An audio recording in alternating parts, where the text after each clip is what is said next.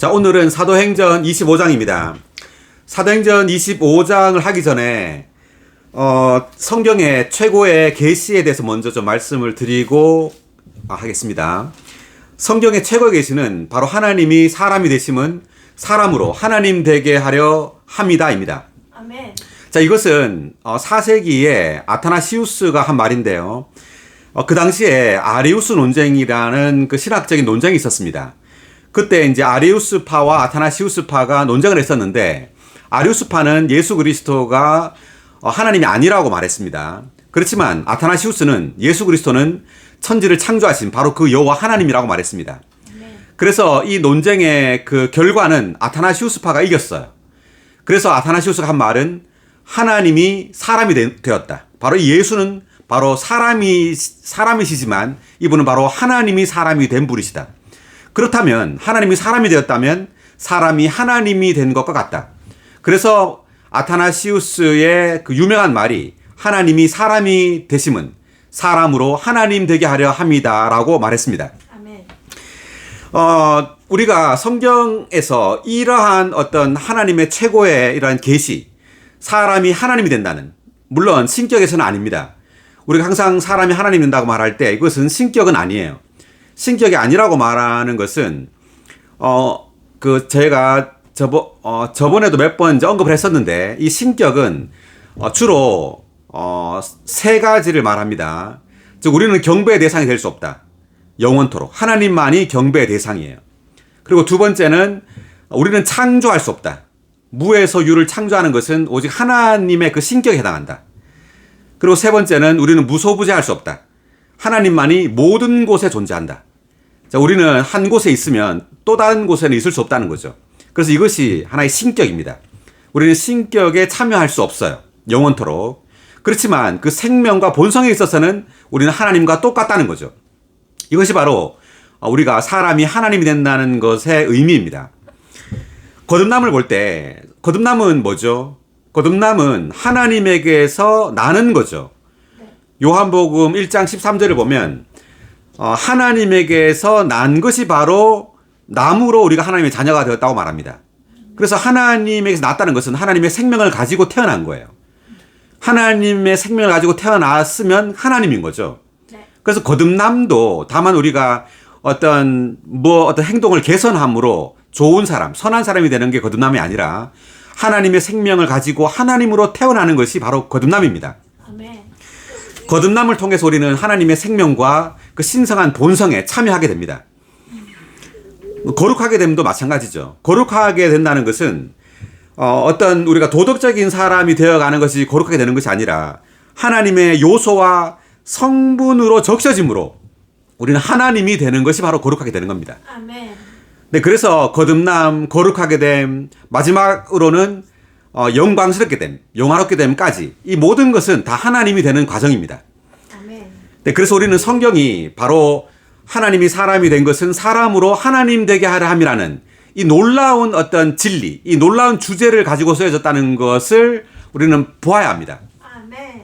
자, 이러한 관점을 가지고 우리는 계속해서 성경을 볼 필요가 있고요. 자, 오늘 사도행전 25장을 보겠습니다. 1절.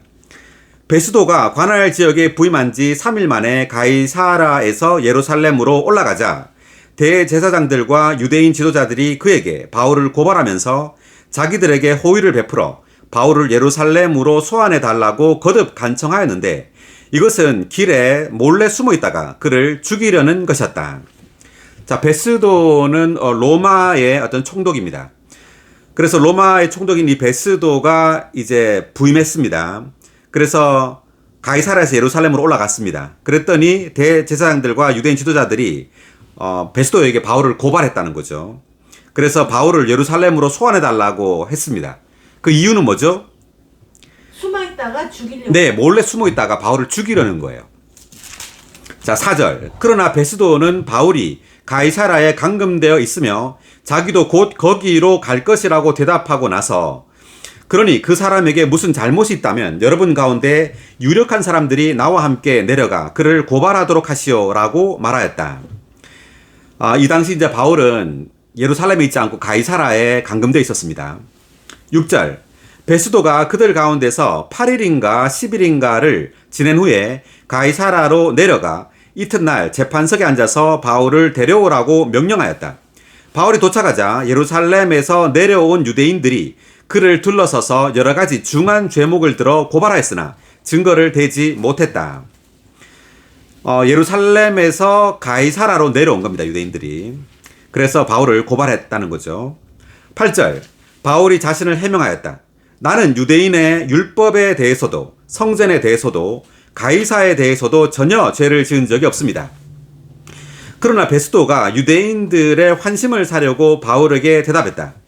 그대는 예루살렘에 올라가서 거기서 이 사건에 대하여 내 앞에서 재판을 받겠소? 그러니까 예루살렘으로 올라가겠냐는 거죠, 바울에게. 바울은 이제 거절했습니다. 근데 만약에 예루살렘에 갔다면 아마 죽었을 거예요. 왜냐하면 몰래 숨어 있다가 죽이려고 했죠, 바울을. 10절. 그러자 바울이 말하였다. 내가 가이사의 재판석 앞에 서 있습니다. 나는 마땅히 가이사의 재판석에서 재판을 받아야 합니다. 각하도 잘 아시는 바와 같이 나는 유대인들에게 조금도 잘못한 것이 없습니다. 만일 내가 잘못을 행하여 어떤 죽을 죄를 지었다면 죽기를 사양하지 않겠습니다. 그러나 이 사람들이 나를 고발하는 것이 전혀 근거가 없다면 아무도 나를 그들에게 넘겨줄 수 없습니다. 나는 가이사에게 상소합니다. 자, 이 당시 가이사는 이제 황제인데 네로입니다. 네로 황제입니다. 자, 11절에 2번 각주를 읽고 넘어가겠습니다. 상소한다고 할 때 2번 각주. 바울은 자신을 변호하기 위해 가이사에게 상소하기를 원했다. 이 일로 바울은 주님의 증거를 널리 확산하기 위하여 로마에 가려는 갈망을 이루게 되었으며 이것은 주님의 지시에 따른 것이었다. 만일 이 상소가 없었다면 그는 음모를 꾸민 유대인들에게 살해당했을 것이며 후기 8서신을 쓸 수 없었을 것이다. 로마에 상소하기 전에 그는 6서신, 즉 데살로니가 전서와 데살로니가 후서와 갈라디아서와 로마서와 고린도 전서와 고린도 후서만을 썼다. 자, 6서신을 이제 로마에 가기 전 상소하기 전에 6개를 썼죠. 뭐냐면 데살로니가 전후서, 갈라디아서, 로마서, 고린도 전후서 이렇게 썼습니다. 계속.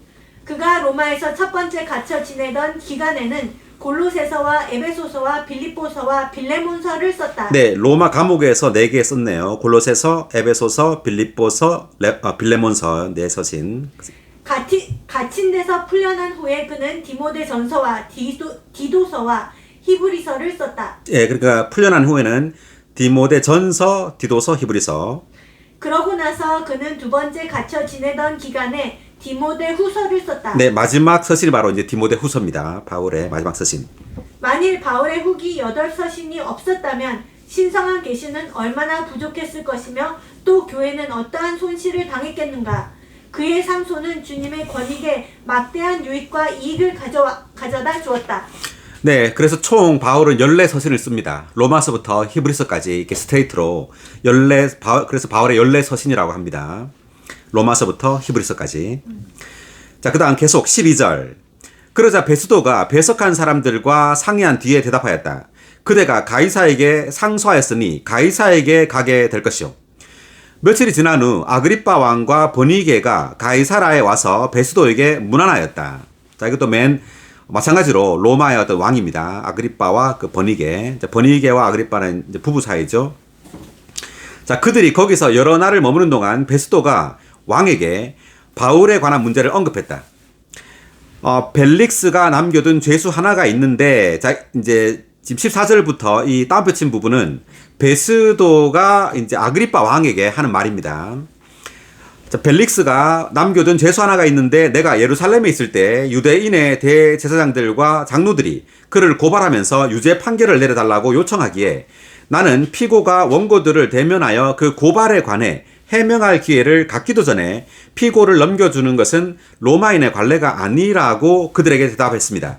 그래서 그들이 함께 이곳에 왔으므로 내가 지체하지 않고 이튿날 재판석에 앉아 그 사람을 데려오라고 명령하였습니다. 원고들이 서서 그를 고발하였지만 내가 짐작했던 악한 죄목은 하나도 제시하지 못하고 다만 그들이 그에게 문제를 삼은 것은 자기들의 종교와 이미 죽어버린 예수라는 사람에 관한 것이었는데 바울은 그가 살아있다고 주장하였습니다. 자, 이때 자기들의 종교는 이제 유대교를 말하고, 그 다음에 이제 예수님의 이제 죽음과 부활을 말하는 거죠. 20절.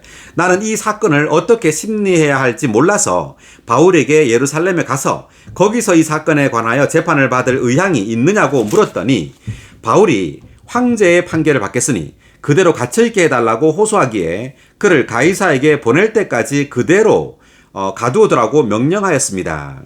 그래서 바울은 예루살렘에 가지 않고 이제 가이사라의 감옥에 이제 계속 갇혀 있습니다. 그래서 바울은 이제 결국 로마에 가게 됩니다. 이제 황제, 즉 그 가이사는 로마에 있죠, 네로가. 그래서 로마로 이제 가게 되는데요. 22절. 자, 그러자 아그리빠가 베스도에게 나도 그 사람의 말을 듣고 싶소라고 하니 베스도가 내일 그의 말을 들어보십시오라고 말하였다. 이튿날 아그리빠와 버니게가 크게 위험을 갖추고 와서 천부장들과 그 도시의 유명인사들을 거느리고 청문회장으로 들어오자 베스도가 명령을 내려 바울을 데려왔다. 자, 그러니까 아그리빠하고 버니게가 지금 어떻게 들어왔죠? 크게 위험을 갖추고 왔죠. 그 누구를 거느리고 왔어요? 천부장들과 유명인사. 그 도시 유명인사들을 거느리고 왔죠. 왜 이렇게 다 거느리고 왔을까요? 잘난 척하려고. 예, 자기를 이제 높이는 거죠. 교만한 겁니다. 이제 주님께서 오실 때는, 예루살렘 오실 때는 어떻게 왔느냐 하면, 나귀 새끼를 타고 왔죠. 네. 한번 찾아볼까요? 요한복음 12장. 12절에서 15절. 그 이튿날 명절에 와 있던 큰 무리가 예수님께서 예루살렘에 들어오신다는 말을 듣고 야자나무 가지를 들고 예수님을 맞으러 나가서 외쳤다.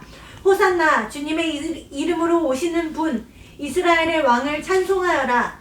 예수님께서 어린 나귀 한 마리를 보시고 그 위에 타셨는데 이것은 성경에 시온을 따라 두려워하지 마라. 보아라, 너의 왕께서 나귀 새끼를 타고 오신다 라고 기록된 것과 같다. 네.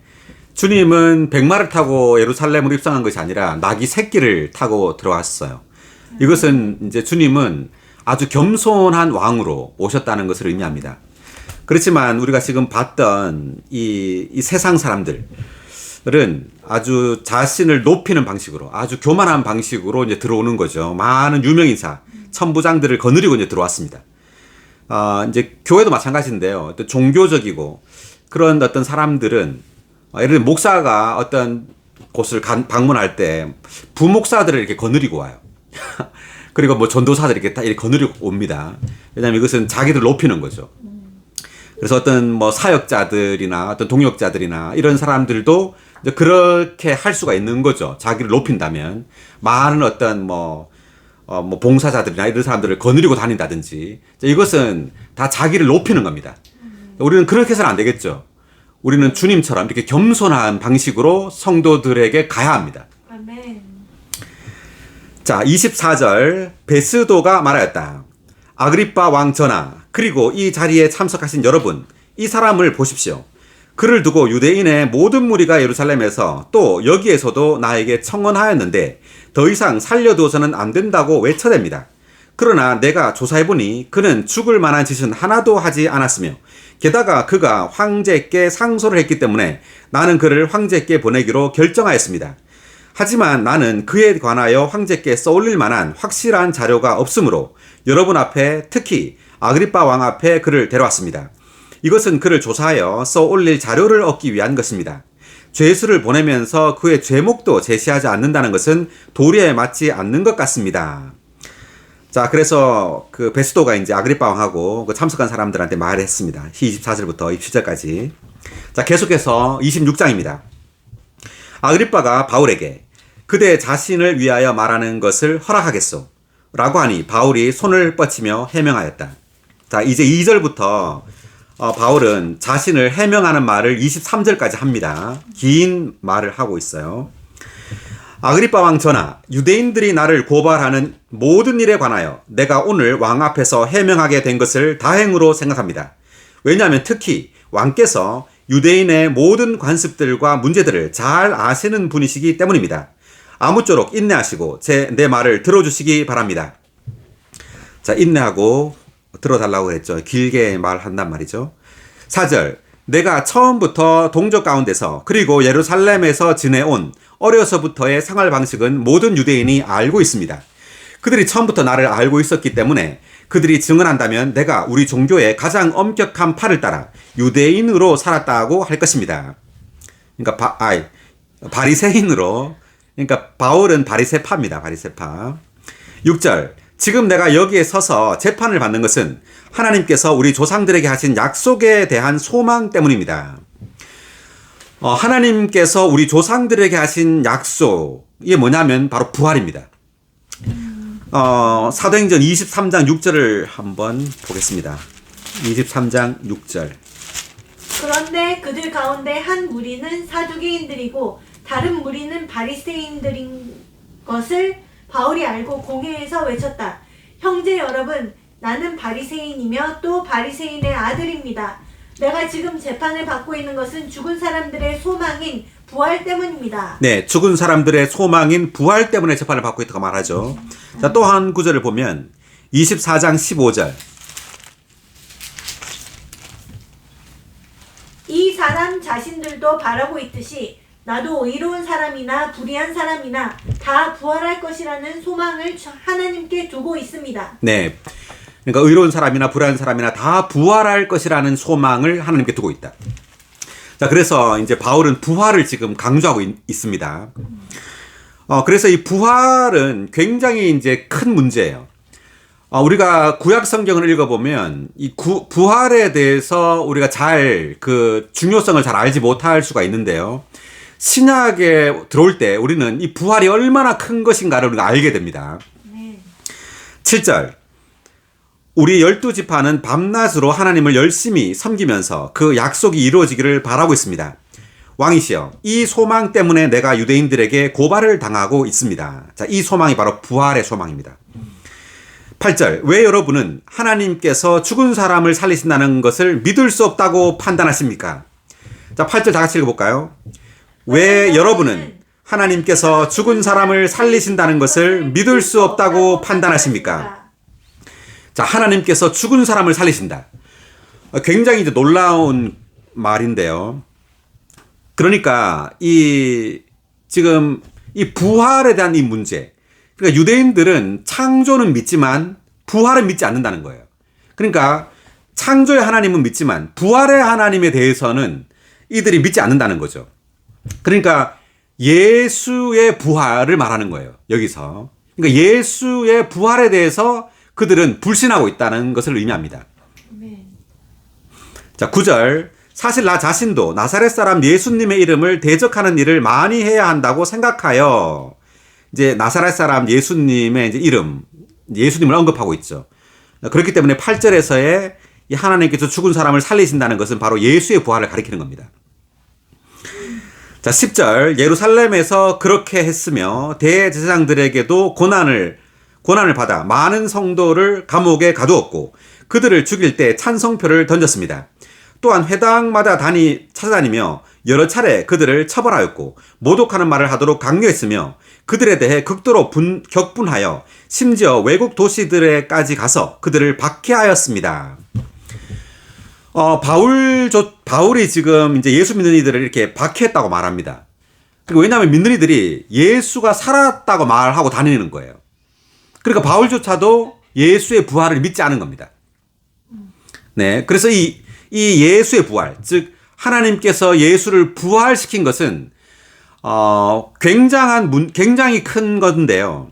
그러니까 부활은 하나님의 역사의 최종 완결이에요. 그러니까 부활 과정을 거치신 삼위 하나님의 최종 완성이 바로 부활입니다. 부활을 통하여 하나님은 하나님의 그 목적을 성취하게 돼요. 아멘. 자, 부활을 통하여 우리는 거듭나게 되죠. 네. 베드로전서 한번 찾아보겠습니다.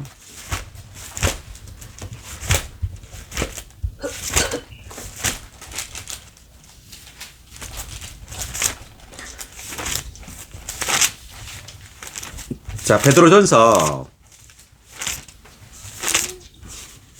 1장 3절입니다. 1장 3절.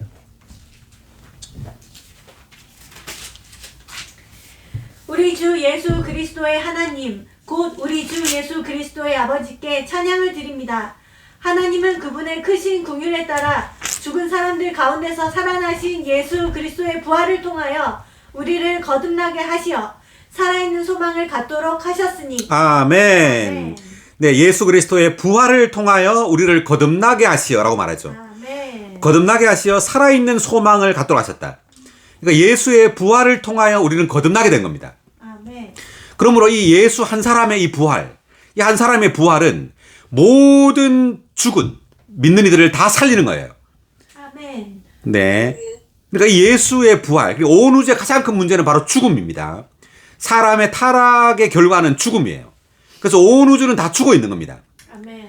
사람뿐만 아니라 모든 살아있는 식물, 동물이 다 죽어 있는 겁니다. 온 우주가 다 죽음에 처해 있는 거죠. 그렇지만 이 한 분 예수의 부활을 통하여 온 우주가 살아나게 된 겁니다. 아멘. 그래서 예수의 부활을 통하여 우리도 예수를 믿음으로 거듭나게 된 거죠. 아멘. 네, 그러므로 이제 사도 바울은 이 부활을 강조하고 있어요. 네, 부활. 자, 그 다음, 몇 절이죠? 몇 절까지 읽었나? 12절 읽겠습니다. 한 번은 내가 그런 일로 대제사장들에게서 고난과 위임을 받아 다마스쿠스로 가고 있었습니다. 왕이시여, 정오에 내가 길을 가다가 하늘에서 해보다 더 밝은 빛이 나와 나의 일행을 두루 비추는 것을 보았습니다. 지금 이 장면을 바울은 또 말하고 있습니다. 지금 아그리파 왕한테 다시 말하고 있는 장면이죠. 자, 이 장면은 사도행전 9장과 사도행전 22장, 그리고 지금 사도행전 26장, 세 번에 걸쳐서 지금 바울은 똑같은 말을 하고 있습니다. 자, 특별히 바울은 사도행전 26장에서 여기에서 예수 그리스도의 부활을 말하면서 지금 사도행전 9장에 있는 이 장면을 말하고 있는 겁니다. 자, 하늘에서 해보다 더 밝은 빛이 비쳤습니다. 자, 14절. 우리 모두가 땅에 엎어졌을 때 내가 한 음성을 들었는데 히브리 말로 나에게 사울아, 사울아, 네가 왜 나를 박해하느냐? 가시 돋친 막대기에 뒷발질하는 것이 너에게 고통이다 라고 하시기에 내가 주님 누구십니까? 라고 하니 주님께서 말씀하셨습니다. 나는 네가 박해하는 예수다. 우리가 저번 시간에도 지금 이 세 문장, 이 대화를 우리가 봤었는데요. 이 세 대화가 다시 뭐죠? 14절, 15절에 보니까 사울아, 사울아, 네가 왜 나를 박해하느냐? 주님 누구십니까? 나는 네가 박해하는 예수다. 아멘. 자, 이 세 대화, 바울과 주님과의 이 대화를 통해 주님께서는 하늘에 속한 이상을 지금 바울에게 보여주고 있어요. 그 하늘에 속한 이상은 바로 몸에 대한 이상이라 그랬죠. 네. 지금 바울은 이제 하늘에 계신 그 하나님이 이 땅에 성육신 되어 오시고 죽고 부활하여 생명 주신 영이 되셔서 이제 믿는 이들 안에 들어오심으로 이 모든 믿는 이들이 예수라고 말했습니다. 아멘. 바로 이 모든 믿는 이들이 단체적인 예수, 단체적인 나입니다. 자, 이 단체적인 나가 바로 그리스도의 몸이죠. 아멘. 자, 지금 이 장면을 갈라디아서에서 바울은 어떻게 말하느냐 하면요. 갈라디아서 1장 16, 17절을 보겠습니다.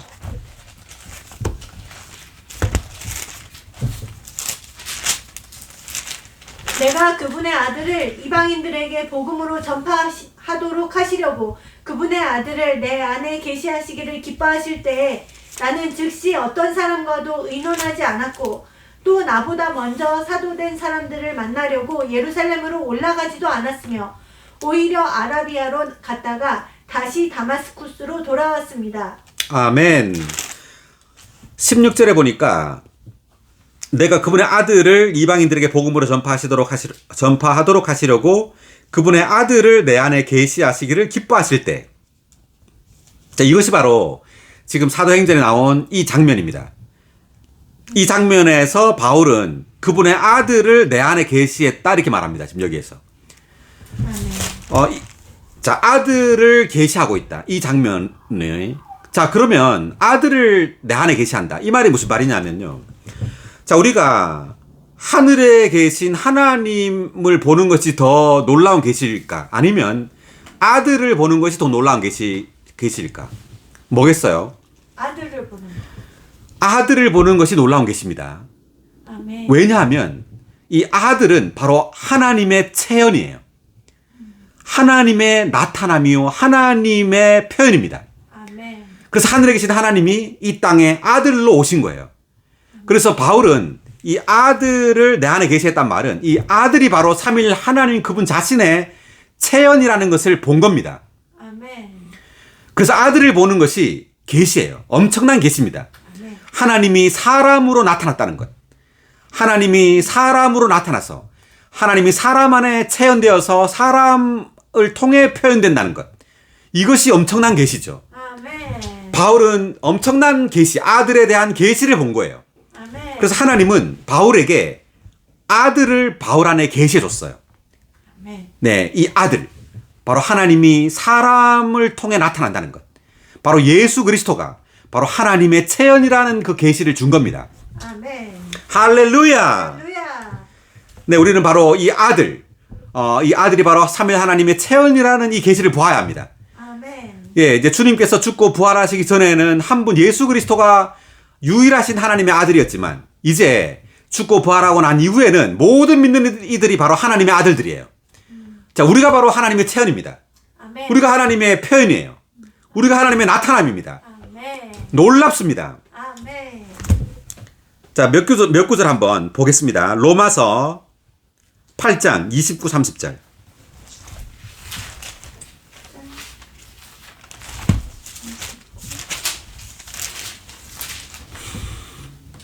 왜냐하면 하나님께서 미리 아신 사람들을 그분의 아들의 형상과 같은 형상을 이루게 하시려고 또한 미리 정하셨기 때문입니다. 그것은 그분의 아들을 많은 형제들 가운데서 맏아들이 되게 하시려는 것이었습니다. 네, 여기 보니까 하나님께서 미리 아신 사람들을 그분의 아들과 같은 형상을 이루게 하시려고. 그러니까 그분의 아들 예수 그리스도죠. 예수 그리스도와 같은 형상을 이루게 하시려고 우리를 미리 정했다고 말합니다. 창세 전에. 그것은 그분의 아들을 많은 형제들 가운데서 맏아들이 되게 하려는 것이다. 아멘. 그러니까 예수 그리스도를 맏아들이 되게 하는 방법은 우리를 많은 아들들로 만드는 거예요. 예, 주님은 부활하기 전에는 독생자였죠. 예, only begotten son이었습니다. 그렇지만 부활 이후에는 이제 맏아들입니다. firstborn son입니다. 아멘. 그러니까 독생자는 아들이 하나밖에 없단 말이고 맏아들은 많은 아들들이 있단 말이죠. 아멘. 그래서 우리는 바로 하나님의 많은 아들들이에요. 이제 예수 그리스도는 맏아들입니다. 할렐루야. 할렐루야. 아멘. 예, 그분의 아들을 많은 형제들 가운데서 맏아들이 되게 하시려는 것입니다. 아멘. 네, 맏아들이라는 이 단어는 굉장히 놀라운 단어입니다. 아멘. 그분은 드디어 부활을 통하여 맏아들이 되셨습니다. 아멘. 이제 많은 형제들을 가진 모든 믿는 이들이 바로 그분의 형제들입니다. 아멘. 우리는 그분의 쌍둥이들이죠. 아멘. 수많은 쌍둥이들로 우리는 부활 안에서 태어난 겁니다. 할렐루야. 할렐루야. 아멘. 네, 29절만 보고요. 그 다음에 또 한 구절을 보겠습니다. 히브리서 2장 10절.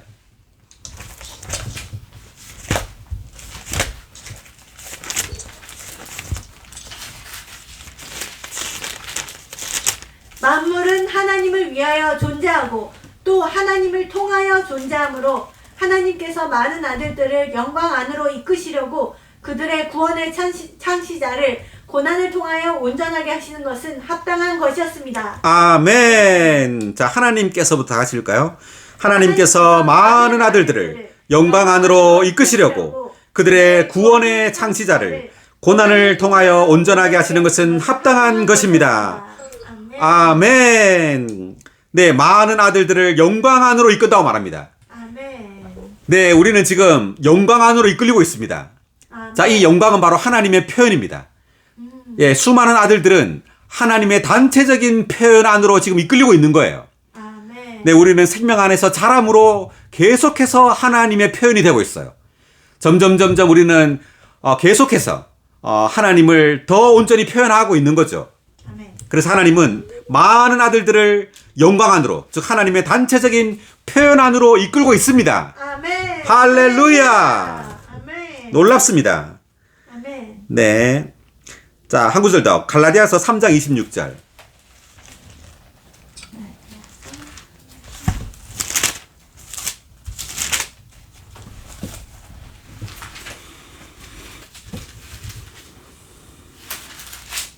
왜냐하면 여러분 모두가 그리스도 예수님을 믿음으로 말미암아 하나님의 아들들이 되었기 때문입니다. 아멘. 여러분 모두가 그리스도 예수님을 믿음으로 말미암아 하나님의 아들들이 되었기 때문입니다. 아멘.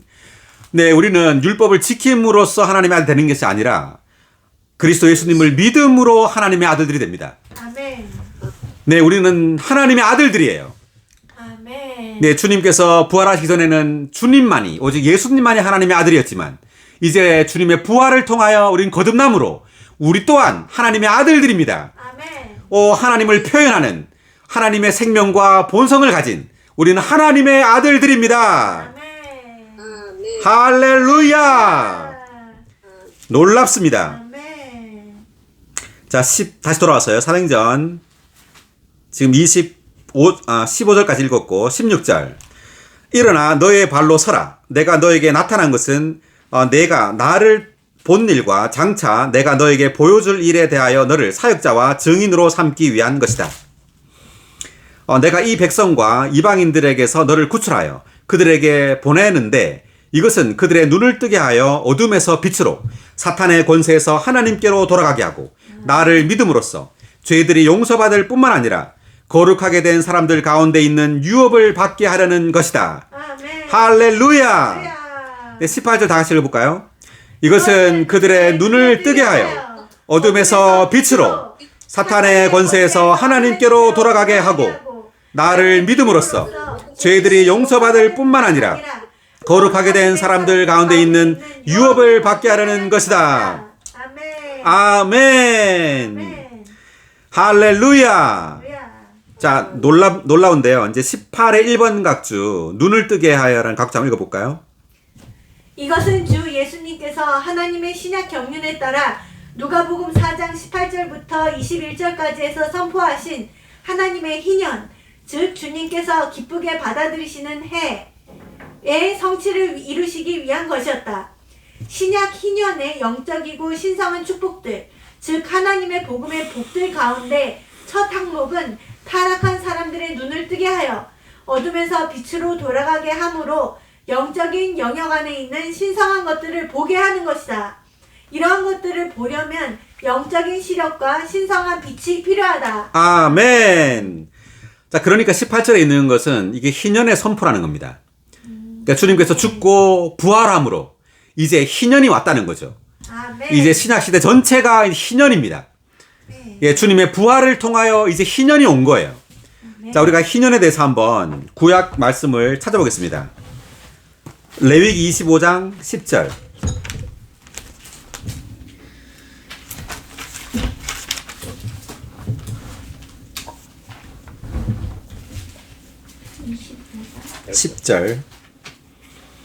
다 함께 너희는 50년째 되는 해를 거룩하게 하고 그 땅의 모든 주민에게 자유를 선포해야 한다. 그 해는 너희를 위한 희년이다. 너희는 각자 자기 소유지로 돌아가며 각자 자기 가족에게로 돌아가야 한다. 네, 이게 50년째 되는 해라고 말했죠. 50년째 되는 해에 자유가 선포된다고 말합니다. 자유.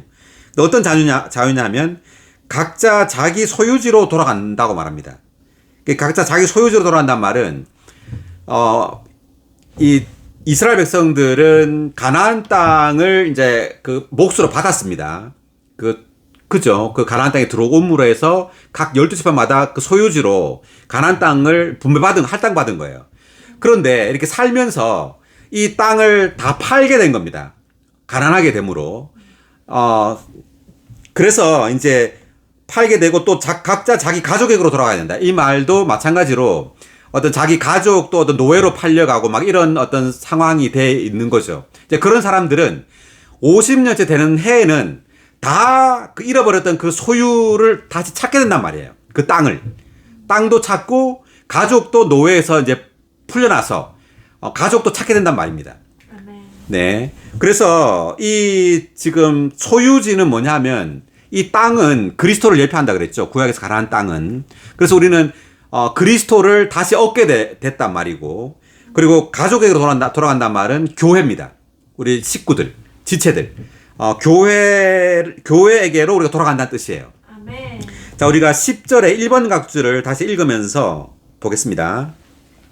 희년이 50년째 되는 해였다는 것은 하나님의 요구를 충족해야 하는 온전한 책임, 숫자 50으로 상징됨. 이미 완수되었으므로 사람은 어떠한 책임도 질 필요가 없다는 것을 의미한다. 자, 그러니까 50이라는 이 숫자가 5 곱하기 10이죠. 그래서 5라는 숫자는 책임의 숫자고 10은 완전의 숫자입니다. 그래서 이것은 하나님의 요구를 충족해야 하는 온전한 책임 이미 완수되었다, 이런 뜻이라고 말하네요. 아멘. 그래서 사람은 어떤 책임도 이제 질 필요가 없다는 거죠. 그 다음 50년은 또한 타락한 인생의 여정 전체를 상징한다. 따라서 50년째 되는 해인 희년은 우리의 타락한 인생의 결말을 상징한다. 네, 그러니까 50년은 또한 타락한 인생의 여정 전체를 상징한답니다. 그래서 타락한 인생 전체를 50년으로 지금 상징되어 있다는 거죠. 그래서 50년이 되는 이 희년은 우리의 타락한 인생의 결말을 상징한다. 그러니까 50년이 끝났다는 거죠, 이제 옛 인생이 끝나고 이제 새로운 삶을 시작하게 된단 말입니다. 아멘. 그리스도 안에서. 네, 이제 옛 창조가 끝나고 옛 사람이 끝나고 이제 새 사람으로서 새로운 시대 안에서 우리가 살게 된단 말입니다. 아멘. 그다음 희년은 주님께서 사람들을 기쁘게 받아들이시는 해로서 이사야서 61장 1절부터 2절까지 해서 예언되었으며 누가복음 4장 16절부터 22절까지 해서 주님께서 오심으로 성취되었다. 구약의 예표에서 희년은 1년 동안 지속되었지만 그 예표의 성취에서 희년은 신약시대 곧 은혜시대 전체를 가리킨다. 네, 희년은 구약에서는 1년 동안 지속되었지만 이제 신약에서는 신약시대 전체, 은혜시대 전체가 희년이라는 거죠. 아멘. 그래서 우리는 은혜시대에 살고 있잖아요. 우리는 이 시대에서 우리는 희년을 누려야 됩니다. 아멘. 이제 우리의 땅이신 그리스도를 우리는 누려야 되고, 그리고 우리는 교회 생활 안에서 지체들을 누리고 교회 생활 안에서 그리스도를 누려야 합니다. 아멘. 다음. 이 시대는 죄의 포로가 되었다가 돌아온 사람들을 하나님께서 기쁘게 받아들이시는 때이며 죄의 속박 아래 억눌렸던 사람들이 하나님의 구원의 해방을 누리는 때이다. 네, 그러니까 죄의 포로가 되었고 죄의 속박 아래 눌렸던 우리 인류를 주님의 부활을 통하여 이제 주님의 하나님의 그 구원의 해방을 지금 누리는 때라는 겁니다. 이 은혜 시대가. 아멘. 아멘. 믿는 이들이 은혜 시대의 희년을 누리는 것은 곧 그들에게 하나님의 은혜가 되시는 그리스도를 누리는 것인데 이 누림은 천년 왕국에서 희년을 충만하게 누리고 또 새 하늘과 새 땅의 새 예루살렘에서 희년을 최고도로 충만하게 누리는 결과를 가져올 것이다. 아멘. 네, 지금 이 시대에서는 우리가 하나님의 은혜가 되시는 그리스도를 이제 누리잖아요. 그리고 다음 시대 천년왕국에서 우리는 이 희년을 충만하게 누리게 되고 새하늘과 새 땅의 새 예루살렘에서 희년을 최고도로 충만하게 누리는 결과를 가져올 것이다, 이렇게 말합니다. 아멘. 할렐루야. 야. 네, 10의 2번 각주도 읽어보겠습니다. 희년에는 자신의 소유지 곧 자신의 몫으로 할당받은 좋은 땅을 판 모든 사람이 그 땅을 되찾기 위해 아무것도 지불하지 않아도 자기 소유지로 돌아갈 수 있었고 자신을 노예로 판 모든 사람이 자유를 되찾아 자기 가족에게로 돌아갈 수 있었다. 네, 그러니까 할당받은 좋은 땅, 이제 가나안 땅으로 들어감으로 그 할당 받았잖아요, 12지파가. 그 좋은 땅을 판 그 모든 사람이 그 땅을 다시 되찾는다는 거죠. 그리고 자신을 노예로 판 모든 사람이 자유를 되찾아 자기 가족에게로 돌아올 수 있었다는 겁니다. 계속. 사람들이 자신의 소유지로 돌아가는 것과 자유를 되찾아 자기 가족에게로 돌아가는 것은 신약의 희년에 믿는 이들이 자신들이 잃은 신성한 소유지이신 하나님께로 돌아가고 모든 속박에서 해방되어 자신들의 신성한 가족인 교회로 돌아가는 것을 의미한다. 아멘. 네, 그러니까 우리가 신성한, 잃어버렸던 그 신성한 소유주이신 하나님께로 돌아가고, 그리고 신성한 가족인 교회로 돌아가는 것을 이제 의미하는 겁니다. 아멘. 할렐루야. 네, 주님을 찬양합니다. 아멘. 네, 우리는 지금 희년의 시대에 살고 있습니다. 아멘. 우리는 하나님을 극도로 지금 누려야 되고, 아멘. 또 교회 생활 안에서 우리 지체들을 또 지체들과 함께 또 그리스도를 누려야 합니다. 아멘. 자, 다시 누가복음 4장도 한번 볼까요? 4장 18절.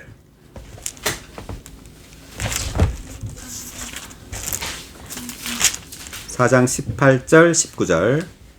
주님의 영께서 내 위에 임하시니 이것은 나에게 기름 부으시어 가난한 이들에게 복음을 전하게 하시고 나를 아멘. 보내시어 포로된 이들에게 해방을 선포하며 눈먼 이들에게 시력의 회복을 선포하고 억눌린 이들에게 자유를 주며 아멘. 주님께서 사람들을 기쁘게 받아들이시는 희년의 해를 선포하게 하시기 위한 것입니다. 아멘. 네, 지금 누가복음 4장에 있는 이 말씀은 주님께서 갈릴리 나사렛에 오셔서 그 회당에 들어가서 이사야 지금 61장을 읽는 장면이죠. 아멘. 그래서 18절에 있는 이 말씀은 이제 이사야 61장 1, 2절에 있는 말씀입니다. 자, 18절, 19절을 다시 한번 같이 읽어볼까요? 주님의 영께서 나에게 임하시니 이것은 나에게 기름 부으시어 가난한 이들에게 복음을 전하게 하시고 나를 보내시어 포로된 이들에게 해방을 선포하며 눈먼 이들에게 시력의 회복을 선포하고 억눌린 이들에게 자유를 주며 주님께서 사람들을 기쁘게 받아들이시는 희년의 해를 선포하게 하기 위한 것입니다. 할렐루야. 아멘. 네, 18절을 보니까 주님의 영께서 나에게 임하시니 그것은 나에게 기름 부으시어 라고 말했습니다. 자, 그래서 주님이 죽고 부활하여 생명 주시는 영이 되었잖아요. 생명 주시는 영이 되어서 이제 오순절날, 사도행전에서 오순절날 성령이 믿는 이들에게 쏟아 부어졌죠. 네. 이제 쏟아 부어짐으로 이제 모든 믿는 이들은 이제 희년 안에서 생명 주시는 영이신 그리스도를 누리게 된 겁니다. 아멘. 네, 그래서 이 복음을 통해서 이제 생명 주시는 영은 가난한 이들에게 전달되는 거죠. 네, 복음을 통해서 가난한 이들에게 이제 생명 주시는 영이 전달되고 아멘. 또 포로된 이들에게 해방을 선포하며 자, 우리는 사탄의 속박 아래 포로되어 있었습니다. 그렇지만 이 복음을 듣고 생명 주시는 영을 누림으로 이제 사탄의 그 속박, 포로에서부터 우리는 해방되는 겁니다. 할렐루야. 할렐루야. 아멘. 네, 그리고 눈먼 이들에게 시력의 회복을 선포한다. 네, 우리는 눈이 멀어 있었습니다. 아멘. 우리 하나님을 보지 못했고 여전히 이 눈이 멀어서 이 땅의 것을 추구했잖아요. 네, 이 땅의 어떤 이 땅의 물질적인 것들을 추구했지만 이제 복음을 듣고 생명 주시는 영이신 성령을 우리가 누림으로 이제 눈을 뜨게 되는 겁니다. 아멘. 그리고 억눌린 이들에게 자유를 주며 아멘. 네, 우리는 죄와 죽음에 의해서 억눌려 있었지만 이제 자유롭게 되었습니다. 아멘. 이제 이 생명 주시는 영은 우리를 자유롭게 합니다. 아멘. 할렐루야. 할렐루야. 지금은 이제 희년의 해입니다. 희년의 해. 이 은혜 시대 전체가 바로 희년입니다. 아멘. 예, 돌아와서 사도행전 26장 18절 읽었는데요. 자, 18절 다시 보면 그들의 눈을 뜨게 하여 어둠에서 빛으로 할렐루야. 네. 네, 우리는 이 복음을 통해서 하나님의 이 말씀을 통해서 우리는 점점점 눈이 뜨여지는 겁니다. 아멘. 그래서 이제 어둠에서 이 어둠은 죄도 포함되지만 어떤 그리스도가 아닌 어떤 문화, 도덕, 정치, 철학 이 모든 걸 포함하는 겁니다. 이 모든 것들이 어둠이에요. 이런 어둠에서부터 우리는 계속 눈을 떠야 됩니다. 아멘. 눈을 떠서 빛이신 그리스도께로 계속해서 우리는 옮겨져야 돼요. 아멘. 네, 여전히 오늘날 많은 그리스도인들은 여전히 어떤 세상의 정치, 어떤 문화, 이런 데 관심이 많죠. 왜냐하면 그들이 여전히 어둠 안에 있기 때문입니다. 아멘. 여전히 눈을 뜨지 못하고 있는 거예요. 우리는 교회 생활하면서 어떤 세상의 정치나 어떤 사회를 개혁하려고 한다거나 이런데 우리는 관심을 두지 말아야 돼요. 아멘. 우리의 관심은 오직 그리스도입니다. 아멘. 네, 빛이신 그리스도께로 계속해서 옮겨져야 돼요. 아멘. 그 다음에 사탄의 권세에서 하나님께로 돌아가게 하고 나를 믿음으로써 죄들이 용서받을 뿐만 아니라 거룩하게 된 사람들 가운데서 유업을 받게 하려는 것이다. 우리 거룩하게 된다고 말했는데 여기 한번 말씀을 읽어볼게요. 각주 18의 7번 각주 읽어볼까요? 위치적으로뿐 아니라 기질적으로 거룩하게 된 위치적으로 거룩하게 되는 것은 위치와 용도가 바뀌는 것이지만 기질적으로 거룩하게 되는 것은 우리가 하나님의 거룩한 본성으로 말미암아 하나님의 거룩한 본성을 가지고 우리의 본성 안에서 변화되는 것이다. 네, 거룩하게 된다는 것은 하나님의 거룩한 본성으로 말미암아 우리는 변화되는 겁니다. 아멘. 네, 우리가 뭐 어떤 착한 일을 하고 열심히 봉사하고 외적인 일을 함으로 거룩하게 되는 것이 아니에요. 우리는 하나님의 그 신성한 거룩한 본성으로 변화되는 겁니다. 아멘. 기질적으로 계속. 거룩하게 되는 것은 오늘 우리의 누림을 위해 우리의 소유이신 하나님으로 적셔지는 것이다. 아멘. 자, 여기 보니까 하나님으로 적셔지는 것이다. 아멘. 우리는 적셔짐을 주의해야 돼요. 아멘. 예, 외적인 많은 어떤 일이나 어떤 행위나 또는 많은 어떤 깨달음보다도요, 주님으로 적셔져야 합니다. 아멘. 그래서 우리는 매일매일 이렇게 기도하는 거죠. 오 주여 당신으로 적셔지기 원합니다. 아멘. 오 주여 당신의 생명으로 오늘도 제 온 존재를 적셔 주소서. 아멘. 제 온 영과 혼과 몸을 주여 당신의 신성한 생명과 본성으로 적시소서. 아멘. 네, 이렇게 기도함으로 우리는 조금씩 우리의 본성이 거룩하게 돼요. 아멘. 네, 주님의 본성으로 점점점 적셔지고 변화되는 겁니다. 아멘. 그다음 우리가 거룩하게 되는 것은 신성한 생명 안에서 성숙으로 완결될 것이다. 이것은 우리가 하나님을 닮아 오는 시대에 또한 영원토록 우리의 유업이신 하나님을 완전히 소유하고 누릴 자격을 갖도록 하기 위한 것이다. 할렐루야. 네, 우리는 계속해서 하나님을 닮아 간다. 즉, 우리 하나님이 되고 있는 겁니다. 거룩하게 됨으로. 매일매일 그분 자신으로, 하나님 자신으로 적셔짐으로. 네, 그리고 여기 보니까 유업이란 말이 있어요. inheritance인데 유업이란 말에 대한 각주도 한번 읽어보겠습니다. 8번 각주. 직역하면 목, 유업의 몫을 가리킨다. 이 유업은 삼위 하나님 자신과 그분께서 소유하신 모든 것과 그분께서 행하신 모든 것과 그분께서 구속된 자기 백성을 위해 행하실 모든 것이다. 삼위 하나님은 모든 것을 포함하신 그리스도 안에 체험되셨고 이 그리스도는 성도들에게 그들의 유업으로 할당된 몫이시다. 네, 그러니까 이 그리스도는 하나님의 체현이죠. 삼위 하나님은 그리스도 안에 체현되었습니다. 그리고 이 그리스도는 또 성도들에게 유업이 되었어요. 그래서 그리스도는 성도들에게 그들의 유업으로 할당된 몫이시죠. 아멘. 그래서 구약 성경의 이 가나안 땅이 바로 그리스도를 예표하는데 이 가나안 땅이 이스라엘 백성들에게 몫으로 할당되었잖아요. 그것은 바로 믿는 이들에게 그리스도가 할당된다는 것을 말합니다. 몫으로서.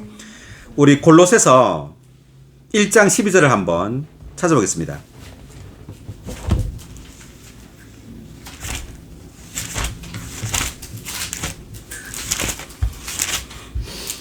여러분이 빛 가운데서 성도들에게 할당된 몫을 받을 자격이 있도록 하신 아버지께 감사드리기를 바랍니다. 아멘. 여러분이 빛 가운데서 성도들에게 할당된 몫을 받을 자격이 있도록 하신 아버지께 감사드리기를 바랍니다. 아멘. 네, 성도들에게 할당된 몫. 그래서 구약 성경에서는 이스라엘 백성들에게 할당된 몫은 가나안 땅이었죠.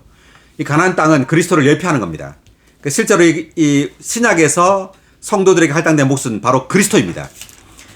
네, 우리 여기 12에 2번 각주, 할당된 몫에 대한 각주 한번 읽어볼까요?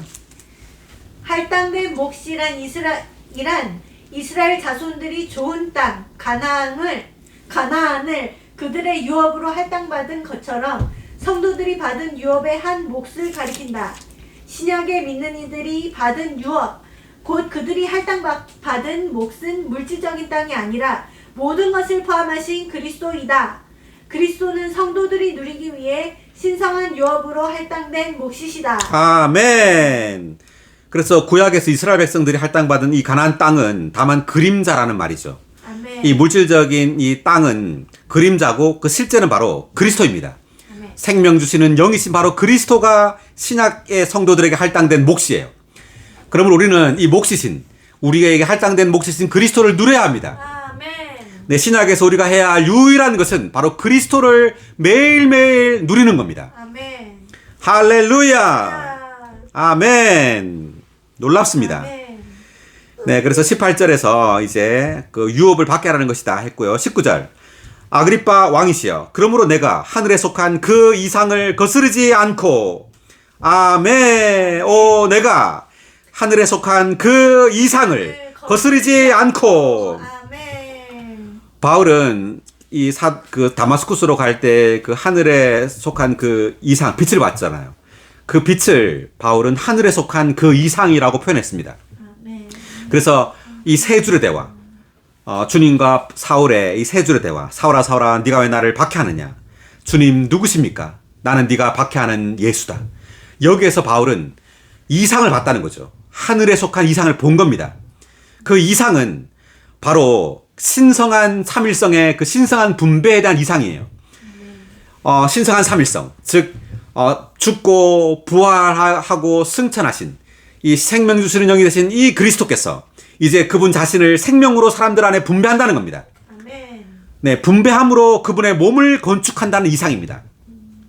네, 우리도 이 이상을 봐야 돼요. 그리고 이 세 줄의 이 대화, 사울과 주님과 이 대화를 가지고 우리도 기도해야 합니다. 아멘. 기도함으로 이 하늘에 속한 이상을 우리도 아주 분명하게 볼 필요가 있는 겁니다. 아멘. 할렐루야! 아멘.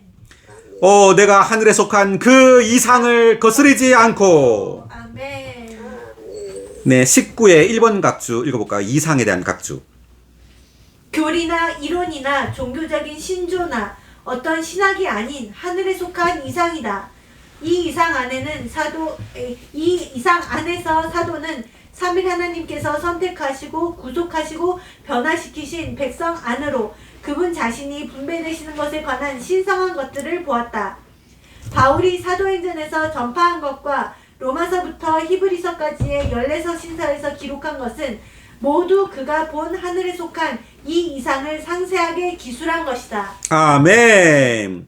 네, 그래서 이 바울의 14서신은 이 하늘에 속한 이상, 사도행전 9장에서 본 이 하늘에 속한 그 이상을 기술한 거라는 거죠. 아멘. 그래서 이 하늘에 속한 이상은 그 14서신의 압축 파일이라고 할 수 있습니다. 압축 파일. 할렐루야. 아멘. 그래서 이 이상 안에서 사도는 삼위 하나님께서 선택하시고 구속하시고 변화시키신 백성 안으로 그분 자신이 분배되시는 것에 관한 신성한 것들을 보았다. 이렇게 말했죠. 아멘. 우리도 반드시 이 신성한 분배를 보아야 합니다. 아멘. 하나님은 그분의 목적을 성취하시기 위해서 이제 생명 주시는 영이 되었어요. 우리는 매일매일 이 생명 주시는 영을 누려야 합니다. 아멘. 이 생명 주시는 영은 먼저는 우리의 영 안으로 들어왔죠. 우리의 영을 거듭나게 했습니다. 그리고 이 영 안에서 이제 우리의 혼을 적시는 거죠. 아멘. 예, 우리 혼 안으로 분배되고 결국에는 주님이 오실 때 우리의 몸에까지 이 생명 주시는 영이 분배되므로 우리의 온 영과 혼과 몸이 삼위 하나님 그분 자신으로 적셔지는 겁니다. 아멘. 그래서 우리 온 존재가 하나님을 충만히 표현하게 되는 겁니다. 아멘. 이것이 바로 하늘에 속한 이상입니다. 아멘. 할렐루야! 자, 20절. 먼저는 다마스쿠스와 예루살렘과 유대 온 지방에 있는 사람들에게 그리고 나중에는 이방인들에게 회개하고 하나님께 돌아와서 회개에 합당한 일을 하라고 선포하였습니다. 이런 일들 때문에 유대인들이 성전 안에 있던 나를 잡아 죽이려고 하였습니다. 그러나 내가 하나님의 도움을 받아 이날까지 서서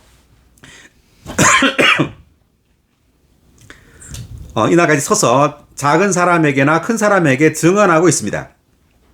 신원자들과 모세가 장차 이루어질 것이라고 말한 것 외에 나는 아무 말도 하지 않았는데 그것은 그리스도께서 고난을 받으실 것과 그분께서 죽은 사람들 가운데서 제일 먼저 살아나시어 이 백성과 이방인들에게 빛을 선포하시리라는 것입니다. 아멘. 자, 여기까지가 바울이 지금 아그리파 왕에게 그 해명한 겁니다.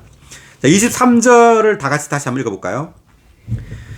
그것은 그리스도께서 고난을 받으실 것과 그분께서 죽은 사람들 가운데서 제일 먼저 살아나시어 이 백성과 이방인들에게 빛을 선포하시리라는 것입니다. 아멘. 자, 그렇기 때문에 이 빛은 바로 부활하신 그리스도입니다. 아멘. 이 부활하신 그리스도가 빛이에요. 네. 자, 그 다음 계속해서 보겠습니다. 24절. 바울이 이렇게 해명하자 베스도가 큰 소리로 바울이여 그대가 미쳤소. 그대의 많은 학문이 그대를 미치게 하였소. 라고 하니 바울이 말하였다. 베스도 각하 내가 미친 것이 아니라 참되고 온전한 말을 하고 있습니다. 자, 베스도는 바울이 미쳤다고 말하죠. 자, 왜냐하면 이 그리스도가 죽었다가 살아났다고 말하니까 이렇게 말하는 겁니다. 이제 바울은 예수의 부활을 지금 증언하는 겁니다. 예수께서 부활했다고 하니까 이거 터무니없는 소리라는 거죠. 그렇지만 바울은 내가 미친 것이 아니라 참되고 온전한 말을 하고 있습니다 라고 선포했습니다. 아멘. 네, 우리가 고린도서 5장 13절 한번 볼까요?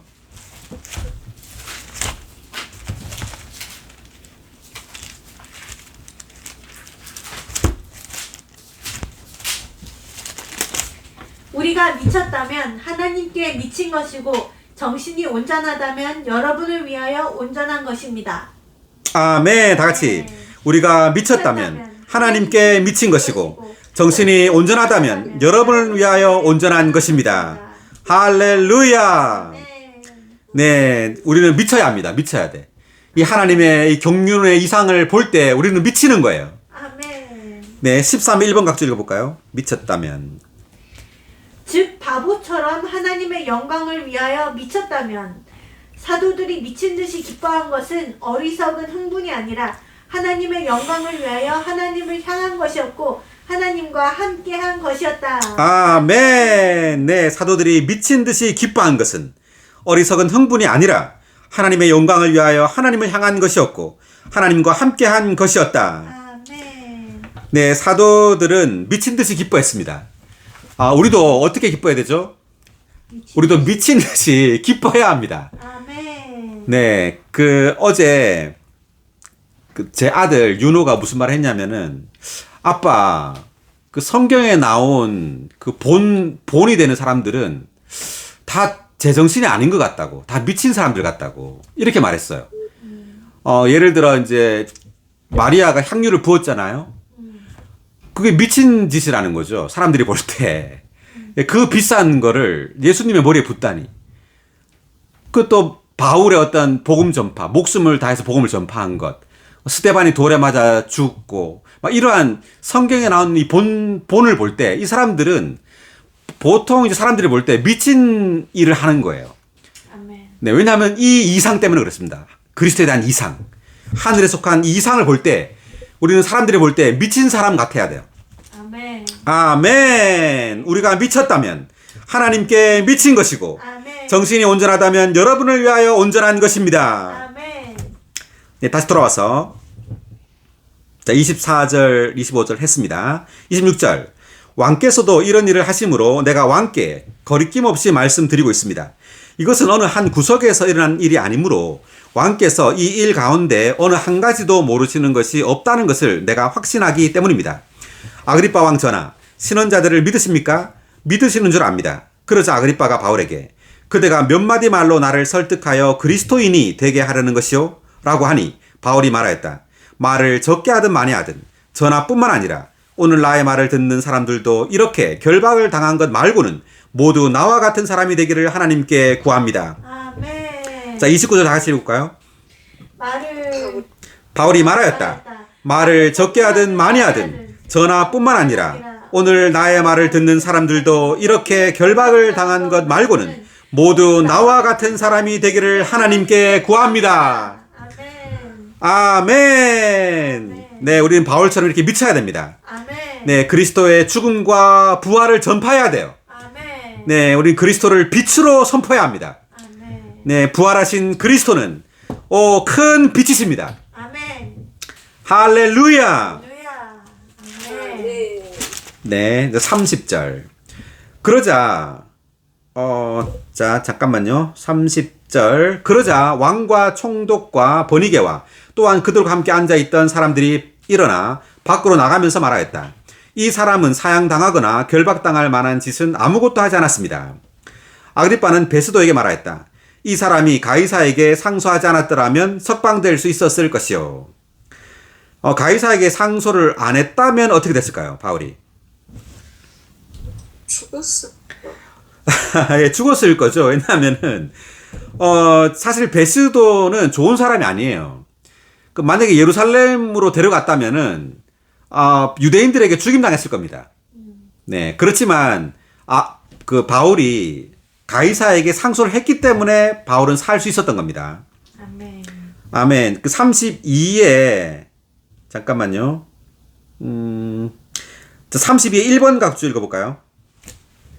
사도에 대한 유대인들의 마지막 박해에 관한 긴 서술인 사도행전 21장 27절부터 26장 32절까지의 부분에서 이 일에 관련된 모든 사람의 진정한 특성이 드러난다. 1. 유대 종교의 어둠과 눈먼과 증오와 위선. 자, 그러니까 첫 번째 유대 종교. 유대 종교는 어둠, 눈먼, 증오, 위선으로 가득하다는 거죠. 그다음 로마 정치의 불공정함과 부패함. 네, 두 번째는 로마 정치입니다. 불공정하고 부패했다는 거죠. 그다음 세 번째. 사도의 투명함과 밝음과 신실함과 용기. 네, 그 세 번째는 이제 사도입니다. 사도들은 투명했고 밝았고 신실했고 용기가 있었다는 겁니다. 아멘. 그다음 네 번째. 주님께서 자기의 증인을 격려하시며 돌보심과 그분께서 신성한 목적을 이루시기 위하여 모든 상황에 대해 주권을 행사하신. 네, 네 번째로는 주님인데 주님은 주님의 증인들을 격려하시고 그리고 돌보시고 또 그분께서 신성한 목적을 이루시기 위하여 모든 상황에 대해 주권을 행사하신다는 겁니다. 아멘. 네, 자, 이 네 분류의 사람들 말했고요. 32절 2번 각주. 그러나 사도가 가이사에게 상소하지 않았다면 베수도가 그를 부당하게 취급하여 사도는 유대인들에게 죽었을 것이고 따라서 그의 생명은 그때까지 보존되지 못했을 것이다. 아멘. 네, 그래서 바울이 가이사에게 상소했기 때문에 바울은 안전하게 로마에까지 가서 로마에서 복음을 전할 수 있었던 겁니다. 아멘. 네, 오늘 말씀은 여기까지 하겠습니다. 수고하셨고요. 다음 시간에 우리가 사도행전 27, 28장 마무리하겠습니다. 수고하셨습니다. 아멘. 네.